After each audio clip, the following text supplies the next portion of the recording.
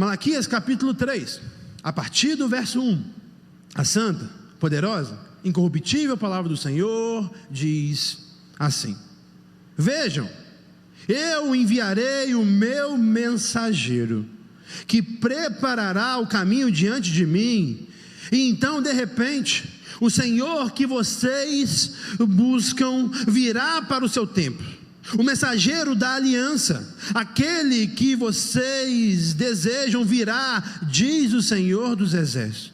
Mas quem suportará o dia da sua vinda? Quem ficará em pé quando ele aparecer? Porque ele será como um fogo do ourives e como sabão do lavadeiro. Ele se assentará como um refinador e purificador de prata, purificará os levitas e os refinará como ouro e prata. Assim trarão ao Senhor ofertas com justiça. Então as ofertas de Judá e de Jerusalém serão agradáveis ao Senhor, como nos dias passados, como nos tempos antigos. Eu virei a vocês trazendo juízo.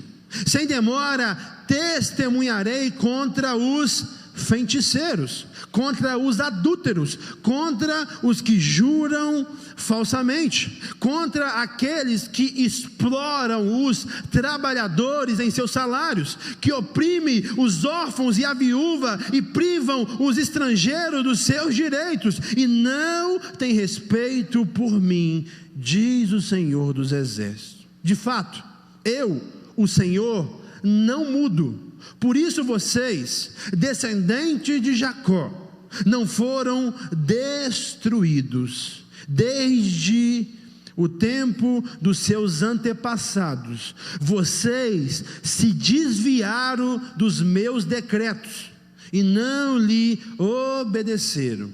Voltem para mim e eu voltarei para vocês. Mais uma vez, somente esse trecho: voltem para mim e eu voltarei para vocês, diz o Senhor dos exércitos. Mas vocês perguntam: como voltaremos? Mediante esse trecho bíblico, essa rica e esplêndida perícope, Malaquias capítulo 3, do verso 1 ao verso 7, eu quero compartilhar uma mensagem ao seu coração com um título: volte para Deus. Volte para Deus. Mas antes de introduzir essa mensagem e de expor verso a verso, eu gostaria de mais uma vez ter um tempo de oração com vocês. Se você puder, aqui ou em casa, curva sua cabeça, vamos orar junto para Deus nos iluminar nesta noite. Pai, em nome de Jesus, nós entregamos esse momento de exposição da sua santa e poderosa palavra, e pedimos, Senhor, a iluminação do Teu Espírito Santo para interpretá-la de maneira fiel, não para falar o que queremos, não para falar o que achamos, não para falar o que é conveniente, mas sim aquilo que está no seu coração. Que o mesmo Espírito que inspirou o profeta Malaquias nesses sagrados escritos possa nos conduzir na interpretação fiel das suas sagradas letras. Senhor, como precisamos voltar para o Senhor. Que possamos entender esse clamor e quem faz esse clamor. Que possamos discernir e refletir em qual geografia nós nos encontramos. E que possamos desesperadamente voltar ao Senhor. Eu oro pelos meus irmãos que estão aqui ou em casa, agora ou posteriormente, que eles tenham um coração com a terra boa, onde a semente incorruptível da Tua palavra vai cair, vai germinar, vai frutificar, e esses frutos, Senhor, vão permanecer. Que meus irmãos, mas principalmente eu, não possamos ser somente ouvintes da Tua palavra, mas sim, Senhor, praticantes dela, no nome de Jesus. Volte para Deus, volte para Deus. Meus irmãos, eu te faço uma pergunta: aonde você está? Sim, eu faço para cada um de vocês, que eu estou olhando nos seus olhos agora. Aonde você está? Eu sei que vocês que estão aqui estão geograficamente no templo da Igreja Batista da Lagoinha Matriz em Belo Horizonte. Eu sei que você, meu querido irmão que está em casa, está sintonizado no nosso canal de televisão Rede Super ou nosso canal do YouTube. e você está assistindo o culto ao Senhor. Mas eu estou perguntando para vocês, ou para você, além da geografia, porque geograficamente eu sei que vocês estão aqui. Geograficamente eu sei que vocês estão no ambiente aonde nós adoramos o Senhor. Mas eu quero saber além da física. Eu quero ir um pouco mais profundo hoje. Eu quero perguntar, mediante o seu coração, aonde você está? Eu te pergunto, você está em Deus? O seu coração está em Deus? E por que eu sou enfático de perguntar para as pessoas que estão no templo de Deus, prestando um culto para Deus, se você está em Deus? Porque nós temos um texto sobre nós, de homens, sacerdotes, que estavam prestando o culto a Deus, fazendo as liturgias para Deus, mas este Deus falou o que nós lemos agora: volte para mim. Eles estavam num suposto culto a Deus, mas estavam afastados de Deus. Os sacerdotes, os levitas de Israel, cumpria os requisitos, a liturgia, mas eles estavam afastados de Deus. Meus irmãos, é totalmente possível de você estar numa igreja e longe de Deus. É totalmente possível de você estar num culto a Deus e não prestar um culto a Ele.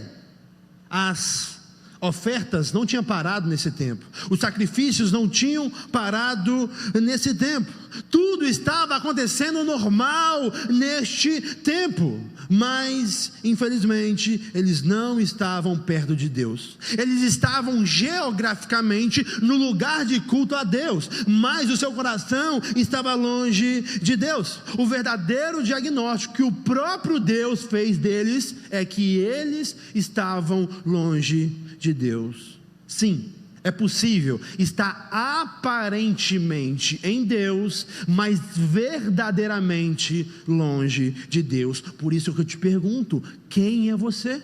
Aonde você está? De perto de quem que você se encontra? Será que você está aqui? Literalmente aqui, vocês de forma presencial, mas você precisa de voltar a Deus verdadeiramente? Esta palavra é para você. Ou você, meu irmão, está literalmente longe de Deus. Você não é falso não, você pelo menos, de todos os seus erros, você não tem um erro, você é sincero.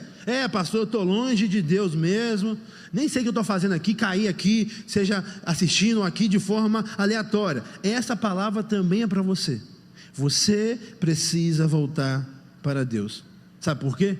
Porque todos nós, a começar de mim, independente dos porquês, independente da distância, todos os que se afastaram de Deus precisam voltar urgentemente para Deus. Não existe, meus irmãos, outro lugar a não ser Deus. Nós cantamos: para onde eu irei? Pedro diz: para quem iremos, se só tu tens palavra de vida eterna? Essa palavra é para você, crente de anos, que está numa liturgia certa, mas com o coração errado. Você precisa voltar para Deus. Essa palavra é para você que se aventurou como filho pródigo nos prazeres carnais desse mundo, mas hoje Deus te trouxe para cá. Você precisa voltar para Deus. Nesse trecho bíblico, meus irmãos, nós veremos várias coisas. Nós vamos chorar, nós vamos chorar de constrangimento, porque vamos ver a graça de Deus, vamos chorar por causa que essa palavra vai nos repreender, mas nós vamos para o lugar mais importante desse mundo. Para onde, pastor? Para mais perto de Deus. Nós veremos, meus irmãos, a graça de um Deus maravilhoso, que chama pecadores como eu e você para perto. Pecadores que escolheram ficar distante, mas Ele, como um bom Pai, quer nos resgatar. Veremos também as características, tristemente, das pessoas que estão longe de Deus. E aí talvez você vai chegar ao diagnóstico, segundo a palavra de Deus, não Jean, que você mesmo estando na igreja, você está afastado de Deus. Nós também veremos o que acontecerá com quem quer permanecer afastado de Deus. E o que acontecerá? O que acontece com aqueles que estavam longe, mas escolhem retornar? Nós veremos também as atitudes que aqueles que estão longe precisam tomar. Mas uma coisa que eu já te falo ainda na introdução é que você precisa voltar para Deus. Você precisa de forma urgente e imediata voltar para Deus, porque como o nosso querido pastor Mateus nos ensinou aqui na oração, Jesus é o único caminho, Jesus é a única verdade, Jesus é a única vida. Somente em Cristo Jesus nós cremos assim, que existe salvação. Todos, meus irmãos, atalhos que você escolher, que não for o caminho que é Jesus, vai te levar para destruições momentâneas, mas principalmente para uma destruição eterna. Você precisa voltar para Deus. Que esse sermão de hoje ele possa nos levar nessa direção, a direção de voltar para Deus. Mas talvez você pense, pastor, sério, sincero, não estou mentindo para o Senhor, eu estou em Deus, eu não estou sendo hipócrita, eu não estou de fachada, realmente eu estou em Deus. A palavra para você que realmente está em Deus é: permaneça em Deus. Hoje será uma noite de resgate para uns e manutenção para outros. Todos vocês, à luz da palavra, serão edificados, porque quem está longe, dentro ou fora, precisa voltar, e quem está perto precisa permanecer. Você que está perto de forma verdadeira precisa permanecer em Deus até que Ele venha. Mas todos nós, a começar de mim, repito, precisamos ter uma coisa em mente: nós não podemos nos esquecer que todos, a começar do pastor, ou você que entrou numa igreja pela primeira vez, nós precisamos de Deus. Nós precisamos de voltar para Deus, nós precisamos de permanecer em Deus. Volte para Deus. Esse é o quarto sermão dessa série de exposições. E você que está nos acompanhando, não sei se você lembra, que no último verso do último sermão, a exposição do capítulo 2, do verso 17, os sacerdotes, os leitores aqui dessa carta, eles questionaram a Deus, e falando que Deus não era um Deus justo. E aí então Deus, a partir do verso 1 aqui do capítulo 13, que iremos expor, Ele vai mostrar sim que Ele é um Deus justo, que Ele vai enviar os seus mensageiros, e nós veremos quem são esses mensageiros, que julgará o seu povo com justiça. Ele vai sim julgar as práticas pecaminosas do seu povo. Deus está vendo tudo, nada passa despercebido desse Deus que vê tudo. A mensagem principal que eles deveriam entender, e consequentemente nós devemos entender, que entenda algo, meu irmão: o que está faltando não é justiça de Deus, porque o nosso Deus é justo e sempre será justo. Você sabe o que está faltando para você que não tem conseguido enxergar a justiça de Deus? A aproximação de Deus. Porque quando você está longe de Deus, você não consegue enxergar quem Ele verdadeiramente é. E por que você tem questionado a Deus, falando que Ele não é bom, falando que Ele não te ama, falando que Ele não é justo? Simplesmente porque você está longe dEle. Porque se você estiver verdadeiramente perto desse Deus bom, justo e amoroso, você verá essas características. Por isso você precisa voltar para Deus. Voltemos ao texto. Leia verso 1, somente a parte A, que está escrito assim: vejam, eu enviarei o meu mensageiro, que preparará o caminho diante de mim. Aqui, meus irmãos, nós temos a profecia de Malaquias, que aponta para João Batista. Aqui não se fala o nome de João Batista, mas o próprio João Batista diz que ele seria aquele que iria preparar o caminho do Senhor. Deus, por meio do profeta, promete um seu mensageiro, promete aquele que iria preparar o caminho para quem? Para Jesus, que daqui a pouco será citado. Antigamente, antes de um rei chegar numa cidade, alguém iria na sua frente, e ele literalmente preparava o caminho, tampava os buracos, preparava tudo bonitinho para que o rei tenha uma viagem perfeita e sem obstáculo. João Batista foi esse homem, um homem escolhido por Deus para preparar o caminho para a vinda de Jesus. Ainda nesse ponto, o que eu quero enfatizar com vocês, e que esse povo deveria entender, é que Deus, por amar este povo rebelde, enviou um mensageiro.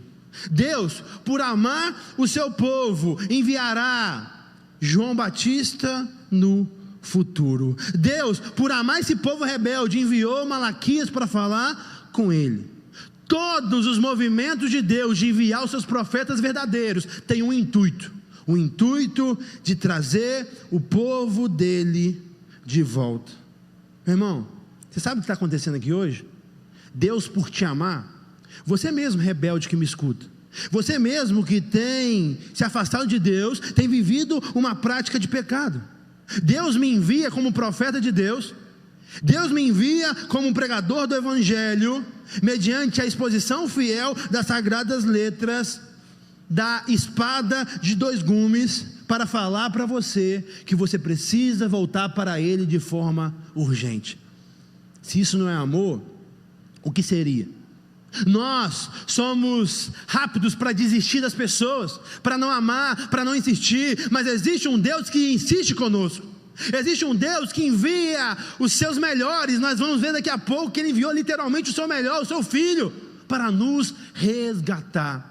Deus amava esse povo rebelde, enviou Malaquias. Deus amava o povo há 2000 anos atrás, enviou João Batista. Deus te ama e preparou essa noite para que você possa voltar para Ele. Você precisa voltar para Deus. E aí o verso 1 continua e diz assim: e então, de repente, o Senhor que vocês buscam virá para o seu templo, o mensageiro da aliança, aquele que vocês desejam virá, diz o Senhor dos Exércitos. Aqui nós vemos a vinda de Jesus. Não fala o nome de Jesus, mas ele fala que o Senhor então está atribuindo a Deus que vocês buscam virá no templo. O Messias prometido, Jesus, o Deus encarnado, ele pisa no templo, e ele é o mensageiro da aliança, ele é o mensageiro da nova aliança. Aqueles que os judeus desejavam, eles desejavam o Messias. Aqui então, Deus, por meio do profeta, promete a vinda do Messias prometido, a vinda de Jesus. O Malaquias mostra para os seus conterrâneos e contemporâneos que o Messias prometido virá depois que João Batista vir, depois daquele que vai preparar o caminho. O Messias iria entrar no templo, e Jesus entrou no templo. O Messias iria trazer uma mensagem da aliança, ele trouxe a mensagem da nova aliança. Deus enviou o seu Filho, Deus enviou o seu melhor para resgatar todos os seus eleitos, para trazer todos os seus filhos de volta para os braços do Pai. Deus, por te amar, deixou a sua glória. Filipenses 2 mostra a realidade que Jesus abriu mão de sua glória e veio para esse mundo. Deus Pai, por te amar, entregou o seu melhor, porque o melhor de um pai é um filho. Ele entregou seu filho para morrer no seu lugar. Como vimos no primeiro sermão dessa série, Deus, por nos amar de forma gloriosa e grandiosa, Ele te elegeu, Ele te perdoou e Ele te protege. Mas a principal prova de amor de Deus para conosco é o fato de Ele enviar o seu Filho, é o fato de Ele enviar o Messias prometido. Deus enviou o seu melhor para poder te resgatar, para poder pagar o preço do meu e do seu pecado, para trazer de volta todos os seus. Meu irmão, você precisa voltar para Deus, porque Cristo Jesus morreu numa cruz do Calvário por todos aqueles que são dele, por todos aqueles que são os seus eleitos, por todos aqueles que são o seu filho amado. E se você é um filho, você não pode viver de qualquer maneira, você precisa voltar para o seu pai. Você não é um bastardo, você tem um pai que está nos céus. Por isso você tem que deixar sua rebeldia hoje, você tem que deixar sua teimosia hoje, e você precisa se render a Deus. Volte para Deus. E mediante essa vinda, esse mensageiro João Batista, e esse mensageiro Cristo Jesus, o Deus encarnado, Jesus virá com uma vinda purificadora. E o verso 2 e 3 diz assim: Mas quem suportará o dia da sua vinda? Quem ficará em pé quando ele aparecer? Porque ele será como fogo do ourives e como sabão do lavandeiro. Ele se assentará como um refinador e purificador de prata, purificará os levitas e os refinará como prata e ouro. Assim trarão ao Senhor ofertas com justiça. Aqui nós vemos que a vinda de Jesus é uma vinda purificadora. Meus irmãos, Deus, por meio do profeta, está mostrando aos seus leitores e ouvintes que a vinda de Jesus será uma vinda abaladora. E pergunta: quem pode suportar essa vinda? Quem pode ficar de pé com essa vinda? Ele, com o sabão, purificará tudo e todos, limpará o seu povo de toda sujeira espiritual. Ele purificará o seu povo como ourives, ele purifica o ouro e a prata. Esses versos que nós lemos, 2 e 3, e o verso 5 que nós leremos, aponta para a realidade da segunda vinda de Cristo. Aponta para o Cordeiro de Deus que foi morto, mas virá como o leão. Virá com a espada de 2 gumes saindo da sua boca para condenar todos aqueles que são pecadores, todos aqueles que não se renderam a Deus. Mas essa é uma das profecias que é o famoso já e o ainda não. Como assim, pastor? São coisas que se cumprem nos nossos dias, mas se cumprirá de forma plena no tempo vindouro. Porque o nosso Deus, na sua vinda e até hoje, Ele purifica pecadores. Pecadores purificados têm as suas ofertas aceitas por eles. Então esse verso é um verso que fala para o futuro, mas também fala do presente. Porque o nosso Deus, Ele sim, nos purifica dos nossos pecados. Aplicando para nós, meus irmãos, eu sei que foi o pecado que te afastou de Deus. Eu sei que foi o pecado que te afastou de Deus. Por quê, pastor? Porque o pecado faz separação entre Deus e o homem. Você, tristemente, se afastou de Deus, e você tem cometido um grande erro de manter essa manutenção, de se manter afastado de Deus. Por que você tem feito isso? Porque você gosta do pecado, você gosta desses prazeres carnais e ilícitos. Mas você sabe o que é mais triste? Que você, meu irmão, gosta mais do pecado do que da doce presença de Deus. Por que você não voltou para a casa do Pai até hoje? Porque você sabe que tem muita coisa errada na sua vida, e você sabe que mediante essa volta, se for de forma verdadeira, você vai precisar fazer renúncias, você vai precisar deixar muitas coisas para trás, coisas que não agradam a Deus, e por isso, por amar mais o pecado do que a Deus, você infelizmente não voltou. Mas a palavra de Deus para esse povo pecador e para você é: volte para Deus, volte para mim. Meus irmãos, renuncie o que for preciso, mas pelo amor de Deus, não renuncie o nosso Deus. Abra mão de tudo e qualquer coisa, mas não abra mão do nosso Deus. Nada do que você abrir mão no presente se comparará com a glória da eternidade. Nenhum prazer ilícito que você gosta de cometer hoje se comparará com o prazer santo de estar na eternidade. Abra mão de tudo, mas não abra mão de Jesus. Esses versos trazem algumas realidades, e no verso 2 fala assim, porque ele será como fogo. O fogo, meus irmãos, ele tem um poder duplo. Ele queima, mas ele também purifica. Ele queima as impurezas, mas ele purifica aquilo que é puro. Deus quer queimar na minha e na sua vida tudo que for corrupto, tudo que não for dele. Por isso, ele vai tirar sim. Então não adianta chorar não, meu irmão. Deus que está tirando essa coisa ilícita da sua vida. Deus quer destruir tudo o que não for dele na sua vida. Por quê, pastor? Para que você deixe sua teimosia e para que você volte para ele. O fogo é um fogo destruidor, mas que aponta para uma purificação. Deus não está necessariamente sendo rude, sendo mal com você. Deus está te purificando. Deus quer tirar essas impurezas que têm habitado no seu ser. algo ainda nesses versos que aponta, no finalzinho do verso 3, que fala da purificação dos levitas, purificará os levitas. Os sacerdotes, eles tinham o dever de ser referência para o povo e de levar o povo para a santidade, mas eles estavam corrompidos e então estavam levando ao povo ao erro e ao pecado.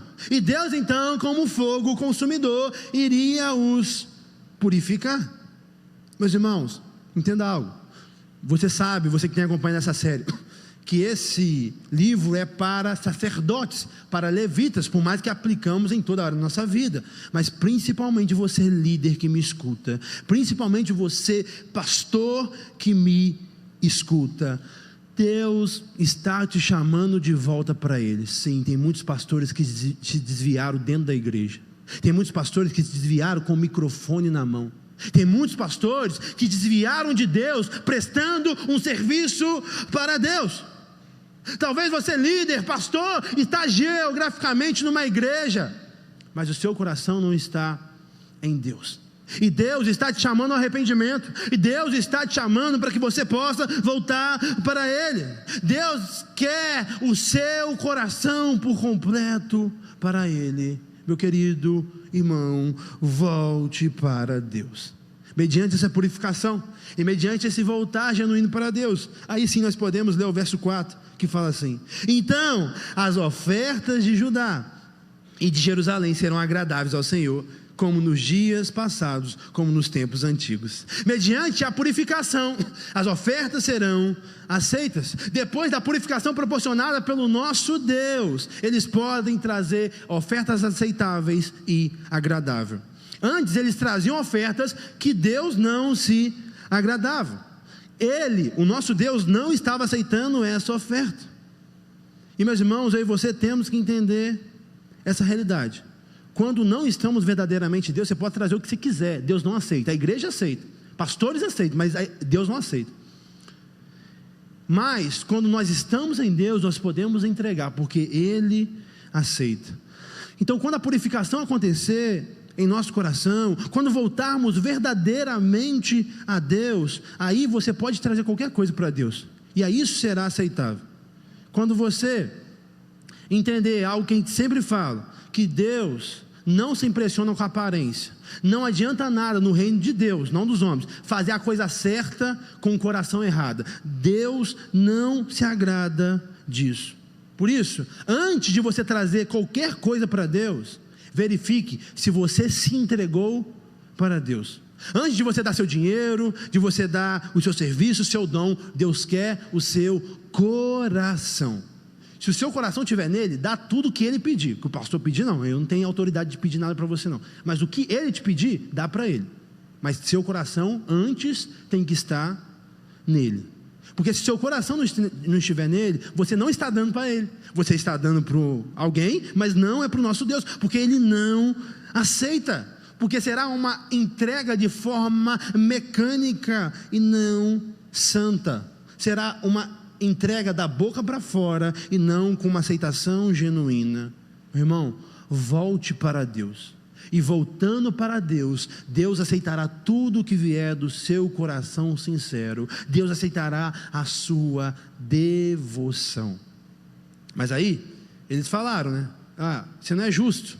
Agora Deus vai mostrar que Ele sim é justo. E agora vocês apertam o cinto, o verso 5 diz assim: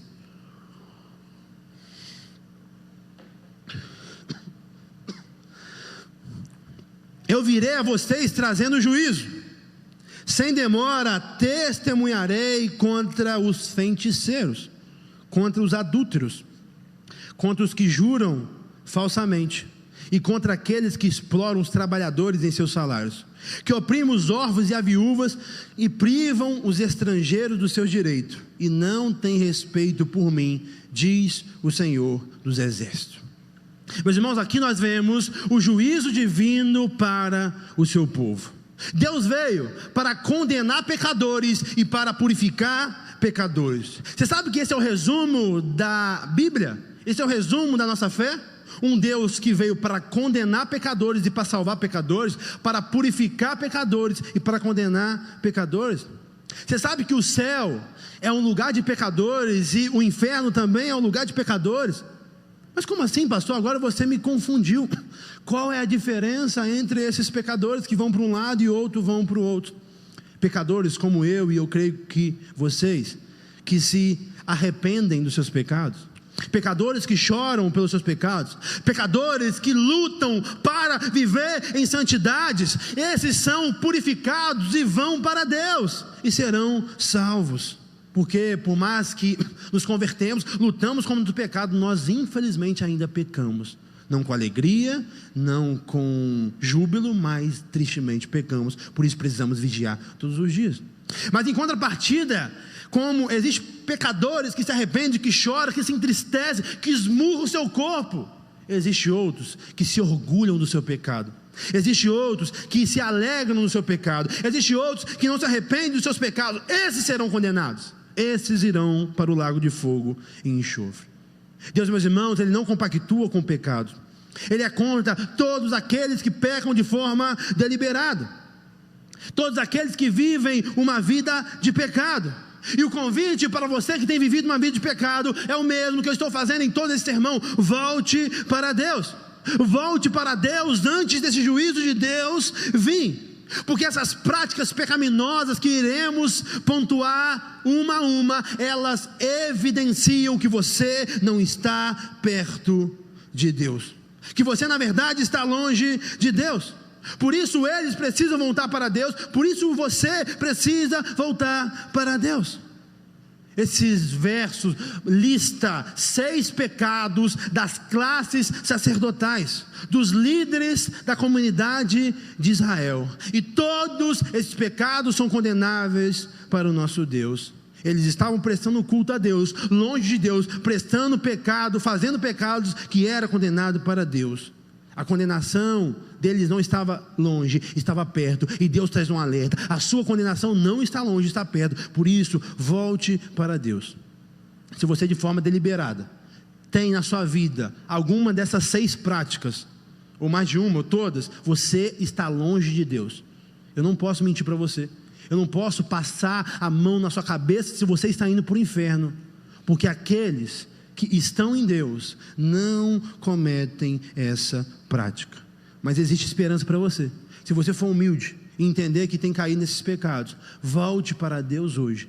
Quer começar de mim? Eu sou o primeiro a querer te ajudar nessa reabilitação. O texto diz então, verso a verso, ponto a ponto, o primeiro juízo é contra os feiticeiros. O que estava acontecendo aqui? A palavra de Deus tem as instruções para o ministro ministrar as coisas. E nesse tempo não tinha o Novo Testamento, mas tinha o Velho. Deus instituiu na lei de Moisés como os sacerdotes, os levitas, o sumo sacerdote deveria se comportar no templo. Mas o que eles estavam fazendo, meu irmão? Algo muito semelhante aos nossos dias. Eles estavam baseando a sua espiritualidade nas outras religiões, nos outros deuses. Ao invés de ficar somente com a Bíblia, com o que Deus tinha estabelecido para eles, eles estavam pegando elementos de outras espiritualidades. Eles olhavam, admiravam os pagãos e eles copiavam eles. E Deus então está condenando todos os que são feiticeiros. Meu irmão, aplicando para nós, se você que se diz ser cristão tem praticado uma espiritualidade que não tem base na fé cristã, você está completamente errado. Entenda algo: nós respeitamos todas as pessoas. Respeito é uma coisa, respeitamos, não vamos agredir, não vamos difamar por difamar, mas nós temos a nossa conduta, nós cremos conforme a palavra de Deus. Então você que é cristão, você não é espírita. Você que é cristão, você não é das religiões afro. Você que é cristão, você não é budista. Você que é cristão, você não é do Islã. Você que é cristão, você é de Cristo. E Cristo deixou a sua palavra e devemos seguir o que está aqui. Então se você tem qualquer prática que não estiver baseada nas sagradas letras, essa condenação está sobre você. Deus está mostrando que você está longe de Deus. Meus irmãos, se existe algo horrível em qualquer meio, porque eu vi até pessoas de outros meios criticar isso, porque eles também não gostam, é o sincretismo religioso. É você pegar elementos de vários segmentos religiosos e agrupar em um só. Isso nem eles aceitam, quanto mais nós. Meus irmãos, você é um cristão, e um cristão segue o que está na Bíblia, de Gênesis a Apocalipse. Se não tiver capítulo e versículo na sua vida, rejeite agora. Não, mas é bom. Não, mas eu ouvi alguém falando. Eu não estou importando se você ouviu, se é bom. Eu quero saber se é bíblico, porque nós somos o povo do livro. Não é porque eu quero, não. Deus escolheu assim se revelar. Então qualquer prática que não for baseada nas sagradas letras deve ser rejeitado, porque isso é condenável pelo nosso Deus. Se você tem praticado coisas que não estão na palavra de Deus, se arrependa e volte para Deus. Outra exortação e juízo é contra os adúlteros. Contra os adúlteros. Meus irmãos, eles eram adúlteros tanto espiritual, nós vimos aqui agora, eles estavam flertando com os outros deuses e segmentos religiosos, mas também eles eram adúlteros nos seus relacionamentos. Nós vimos no sermão anterior que eles estavam abandonando suas mulheres e cometendo adultério. Meus irmãos, entenda algo: Deus não compactua com adultério. Se você está na prática deliberada de adultério, você está longe de Deus. Meu irmão, você pode falar que é pastor, você pode pregar com o microfone na mão, mas muitos pastores adúlteros têm pregado, mas eles estão longe de Deus. Você pode falar que é cantor, quantos aqui eu já vi cantando em adultério? Eles estão longe de Deus. Ser usado por Deus não significa ter a aprovação de Deus. Exercer os seus dons que Deus te deu, mas de forma pecaminosa, não significa ter a aprovação de Deus. Quem está numa vida deliberada de adultério não está agradando o coração de Deus. O juízo de Deus está contra você, ó adúltero. Por isso, se arrependa do seu adultério, volte para Deus, converta do seu mau caminho. Deus não se agrada de adultério. Deus é um Deus de aliança e Ele honra a aliança. E se você estabeleceu sua aliança com alguém, você tem que honrar. Você não pode ser um menino, uma menina que vive de qualquer maneira, que desonra o compromisso que um dia você fez publicamente. Deus é contra os adúlteros. Você que está adulterando, você está longe de Deus. E o convite que eu te faço como pregador do Evangelho: volte para Deus. Você talvez, escondido atrás dos seus dons, como eu já vi muitos, você acha que você está com Deus só por causa que você tem um dom. Mas você sabe de quem que você está perto, meu irmão? Você está perto de Satanás, porque você está fazendo coisas que Satanás ama, que é destruir famílias, mas que Deus abomina. Deus não compactua com adúlteros, e vai conferindo, contra os adúlteros. Outro ponto, está escrito assim: contra os que juram falsamente. O juízo de Deus está contra os mentirosos, contra aqueles que proferem palavras falsas. Os sacerdotes no tempo de Malaquias, nós vimos no sermão anterior, eles prometiam coisas que eles não faziam. Isso é o que, meus irmãos? Mentira. É impossível você estar perto de Deus e ser um mentiroso. É impossível você falar que serve o Deus da verdade e vive na mentira. E você sabe que é impossível, porque existe um pai da mentira. E quem é o pai da mentira, meu irmão? Satanás. Ele é o pai da mentira. E quem é o nosso Deus? A verdade. Ele nem é o pai da verdade, ele é a própria verdade. O que é a palavra de Deus? A palavra de Deus é a verdade. Por isso, se nós estamos em Deus, nós temos que ser verdadeiros. É sim, sim, é não, não. Não pode ter mentira no meu e no seu coração, saindo da minha e da sua boca. Quando você está longe de Deus, você é um mentiroso. E está tudo bem, você está longe de Deus. Mas aqueles que está perto de Deus, nem as mínimas mentiras são aceitáveis, porque nós sabemos que o nosso Deus é verdadeiro, e que o nosso adversário, ele sim é o pai da mentira. Se você é um mentiroso, você serve Satanás e não a Deus. Você está longe de Satanás, você está perto de Satanás e não perto de Deus. E o convite que eu te faço: se arrependa, volte para Deus. Outro ponto do juízo de Deus ainda é: e contra aqueles que exploram os trabalhadores em seus salários. Tem muita gente, pastores, igrejas, que tem medo de exortar empresários, porque normalmente o empresário ganha um salário um pouco maior do que um trabalhador normal, e eles têm medo que isso afete o seu dízimo na contribuição da igreja. Mas vocês sabem, né, que eu não tenho medo disso. Você sabe que eu não me importo com isso, porque eu vou prestar conta de cada empresário que entrou no meu auditório quando eu estava pregando, que estava me assistindo. Então eu não posso mudar a sua mensagem, porque supostamente você tem um dízimo alto. Eu não me importo com o seu dízimo, eu me importo com a sua salvação, eu me importo com a sua santidade, eu me importo com a sua retidão. E se você é um empresário, e se diz ser cristão, e tem caminhado de forma errônea, você precisa se arrepender. O que estava acontecendo aqui? Eles exploravam os trabalhadores em seu salário. Meu irmão, não tem como um cristão genuíno, que se parece com Cristo, ser alguém explorador. Cuidado, você que é um empresário, porque você prestará conta para Deus. Tudo que Deus colocou na nossa mão, por isso eu tenho responsabilidade na palavra, Ele vai nos cobrar. E se Ele te deu essa empresa que você fala que foi dele, Ele vai te cobrar. Você não pode, como cristão que é, olhar para alguém como um potencial a ser explorado, mas você deve olhar para qualquer funcionário seu como um potencial a ser evangelizado. E você sabe como o evangelismo vai começar? Na forma justa de você tratar os seus colaboradores. Porque você pode ser o melhor teólogo do mundo, se você não for justo, se você for alguém explorador, eles não vão ouvir a sua mensagem. A nossa vida respalda o nosso discurso. Não adianta você ter boa teologia e uma péssima prática.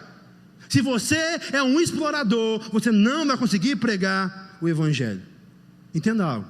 Eu não estou falando que você não terá lucro. Você terá. Se você trabalhar sério, de forma honesta, você merece esse lucro para a glória de Deus. Eu estou falando, meu irmão, de justiça. Uma coisa não tem nada a ver com a outra. Eu não estou falando que você não pode mandar pessoas embora. Se for ruim de serviço, me manda. E se for ovelha nossa, me fala que eu vou puxar a orelha delas. Porque a gente tem que ser os melhores profissionais em todas as áreas da nossa sociedade. Então você pode mandar embora. Você pode ter lucro. Mas tudo com o quê? Justiça. Com o que é justo. Com o que é certo. E você não é bobo não. Você sabe o que é certo. Você sabe o que é certo e o que é errado. Você sabe o que é justo e o que é injusto. Então, meus irmãos, eu e você temos que entender essa realidade. Empresários cristãos que me escutam, você não pode ser explorador. E com muito carinho, entenda algo. Cuidado com essas mentorias que você tem feito. Eu não estou falando que é errado, porque eu sei que homens podem ter capacitação divina para te instruir, para te ajudar a empreender e você prosperar. Eu só faço esse alerta e te falo para você tomar cuidado, porque você é um cristão, e você tem princípios cristãos.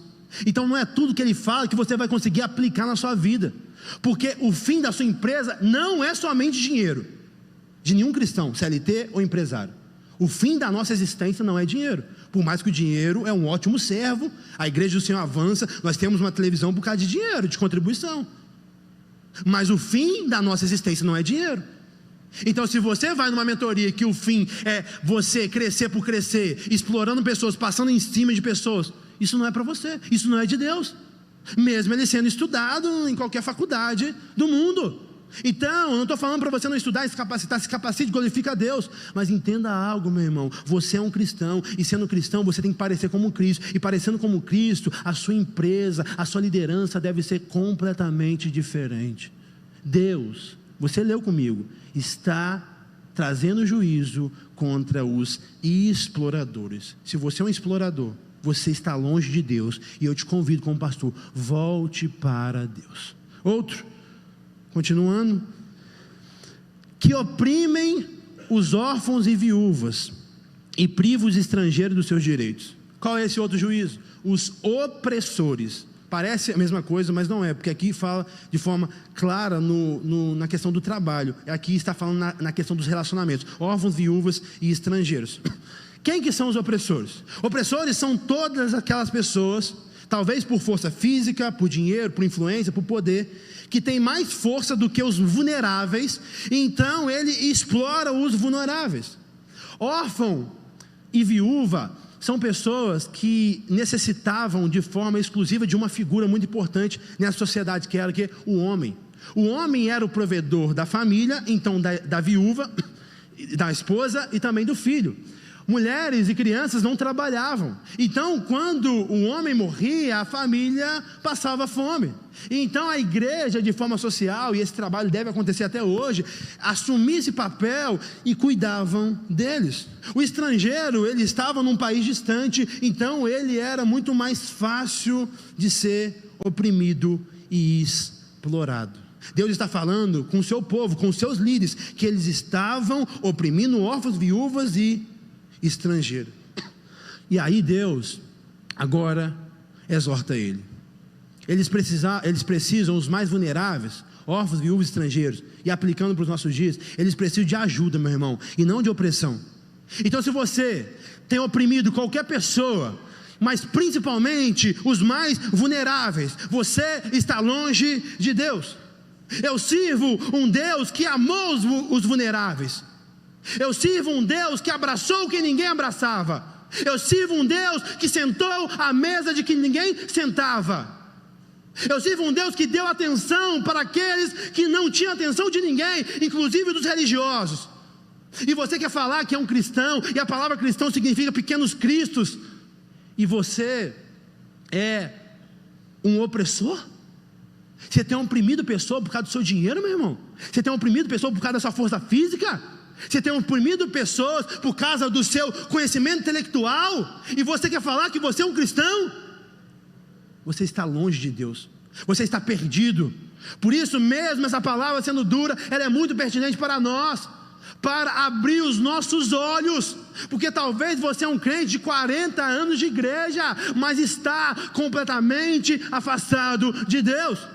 E o maior juízo na sua vida, meu querido irmão, não é você hoje entender, realmente, pastor, estava afastado de Deus, eu vou voltar. É você no juízo final, ouvir o que Mateus capítulo 7 relata.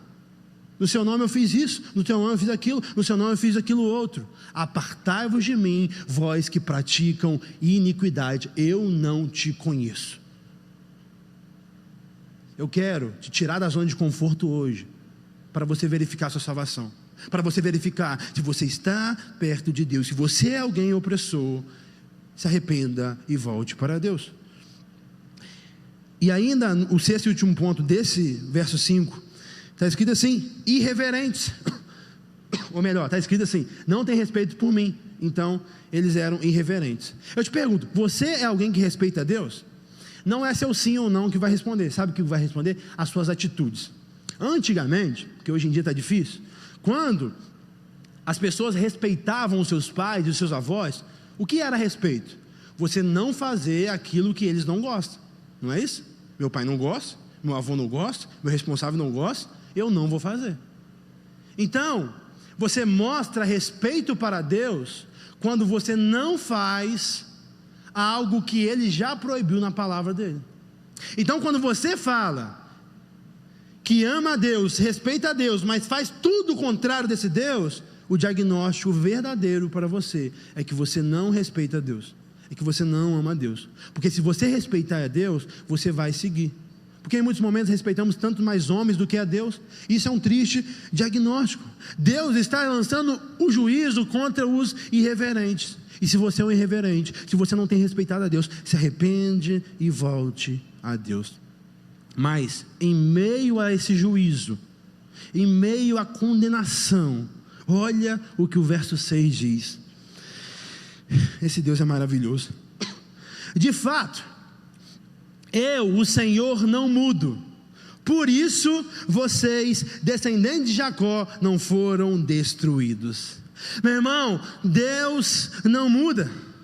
E isso é tão maravilhoso, o fato de Deus mudar, que deveria gerar um glorificar das nossas bocas. Meus irmãos, homens mudam, pessoas são movidas por emoções, e uma hora está de uma forma, do outro está de outra forma. Mas existe um Deus a qual que nós servimos, que está te chamando de volta, você que está afastado, que Ele não muda. Ele está dizendo para o seu povo, parafraseando, tipo assim: a sorte que vocês têm é que eu sou pai de vocês, e sendo pai de vocês, eu não vou desistir de você. Deus está afirmando para esse povo rebelde, pecador, com esses 6 pecados que Ele próprio listou, que Ele não os destruiu ainda, por causa que ele não muda. E quando ele cita a figura de Jacó, ele está lembrando da aliança que ele fez com Abraão, com Isaac e com Jacó. A aliança que ele tem com este povo. Meu irmão, Deus, por te amar, ele ainda não jogou um raio na sua cabeça. Se fosse eu ou talvez outros, já tinha jogado. Mas Deus é paciente. Deus, ele é misericordioso. Nós estudamos o livro de Lamentações e no capítulo 3, do verso 22, nós vimos que foi por causa da misericórdia de Deus que não somos consumidos. É por causa dela. Por isso, meus irmãos, agradeça a existência desse Deus imutável. Agradeça a existência desse Deus gracioso.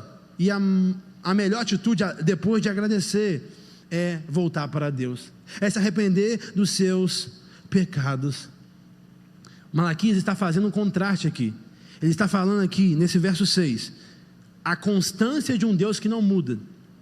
E agora, no próximo trecho que a gente vai ler, nós vamos ver a inconstância de um povo que muda, toda hora abandona Deus, toda hora cai nos mesmos pecados. Verso 7, parte A, diz assim: desde o tempo dos seus antepassados, vocês se desviaram dos meus decretos e não lhes obedeceram.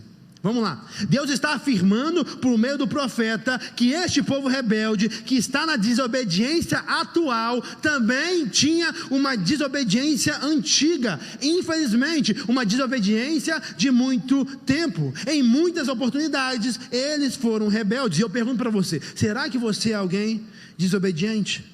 Porque a desobediência é a marca daqueles que estão longe de Deus.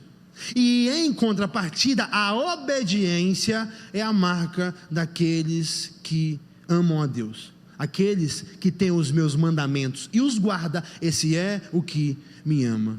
Se você é um desobediente, você está longe de Deus. Você precisa voltar para Deus. Mas você sabe o que me chama a atenção ainda nesse trecho? Meus irmãos, a paciência de Deus.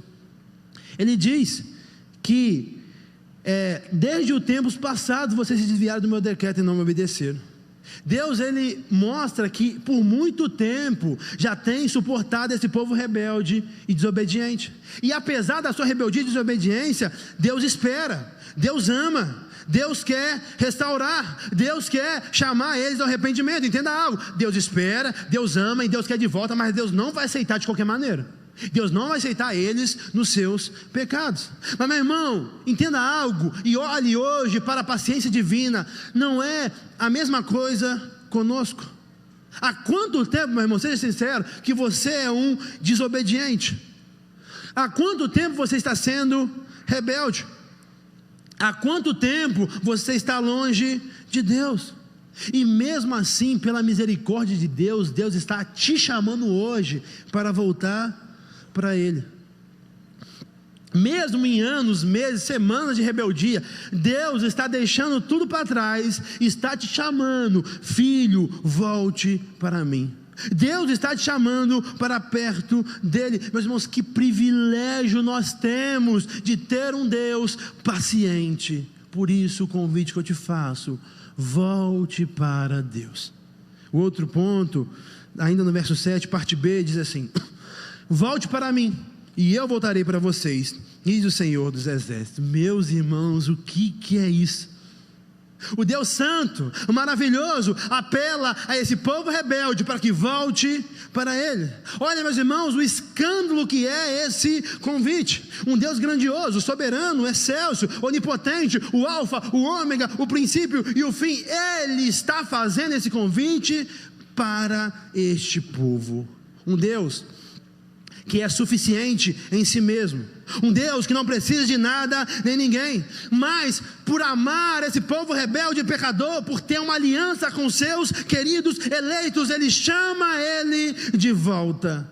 Os desobedientes, os inconstantes têm que voltar pelo caminho que eles se desviavam. A palavra para nós é: Deus está te chamando de volta hoje. Entenda algo, você não merece esse convite não, tá? Não é por seu merecimento não. Você só tem pisado na bola, você só tem feito coisa errada, mas mesmo assim Deus te chama de volta. Mesmo assim Deus te chama para perto. Essa é a famosa graça de Deus, favor imerecido. Eu e você, nós não merecemos, mas Deus nos chama. Meus irmãos, vamos ser sinceros, como não amar esse Deus? Como não nos render a esse Deus? É por isso que o autor aos Hebreus vai nos dizer, como escaparemos se negligenciarmos tamanha salvação? Por isso que é impossível ter salvação longe de Jesus. E aí eu te faço uma pergunta, qual será a sua resposta a esse convite? Porque Ele está te chamando de volta. Você voltará para Deus, deixará sua rebeldia de lado, deixará a sua desobediência de lado, ou você vai permanecer longe de Deus? Algo que você tem que entender, para não ser mal compreendido, é que esse convite que Deus está nos convidando, é um convite para um relacionamento com Ele. Repito, o culto não parou, a liturgia não parou, as atividades no templo não parou, mas eles estavam longe de Deus. Deus não está te chamando para fazer coisas para eles, isso é coisa de outro departamento, de outro momento da caminhada.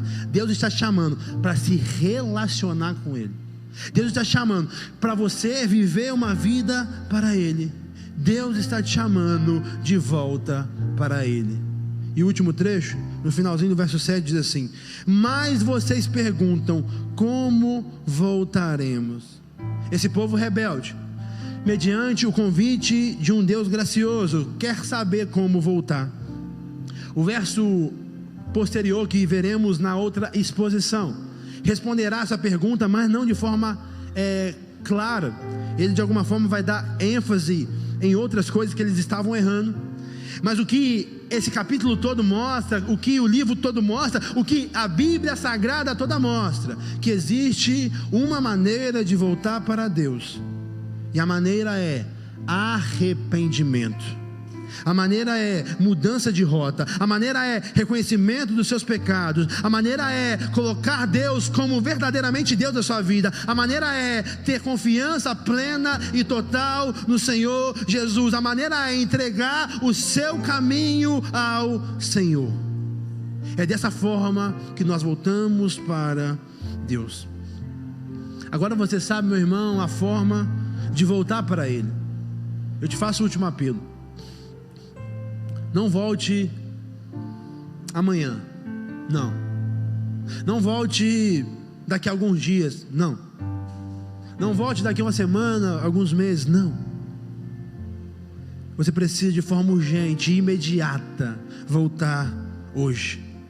Você precisa entregar o seu coração totalmente a esse Deus gracioso, paciente, maravilhoso hoje. Você precisa voltar para Deus hoje. Qual será a sua resposta? Para a gente finalizar, 3 breves aplicações. A primeira delas: Deus condena todas as práticas pecaminosas. Como vimos no verso 5, ele listou 6: feitiçaria, adultério, falsidade, exploração, opressão e irreverência. E além dessas, todas os que estiver na Bíblia como algo condenável, Deus condena. Deus, ele se ira, e Deus não compactua. Então, se você vive práticas pecaminosas que estão contrárias à palavra de Deus, você está longe de Deus. Entenda essa realidade. Segunda aplicação: Deus não muda, e por isso continua nos amando como filhos amados. Meus irmãos, agradeça esse grandioso amor de Deus e volte urgentemente para Ele. Em terceira e última aplicação: Deus quer você de volta. Deus quer te purificar. Por isso hoje, deixe o pecado e corra para Deus. Deixe a distância e se aproxime de Deus. Meus queridos irmãos, eu apelo a vocês: volte para Deus. Volte para Deus. Eu espero, no fundo do meu coração, que você tenha entendido, refletido e aprendido a exposição de Malaquias capítulo 3, do verso 1 ao verso 7, sobre volte para Deus. Que a sua vida nunca mais seja a mesma. Você de longe, você de perto, mas você que precisa, que você possa voltar. Que você que está, que você possa fazer a manutenção e permanecer nesse Deus, no nome de Jesus. Sempre é um prazer inenarrável estar com você. Curta, comente, compartilhe esse vídeo e se inscreva no nosso canal. Que Deus te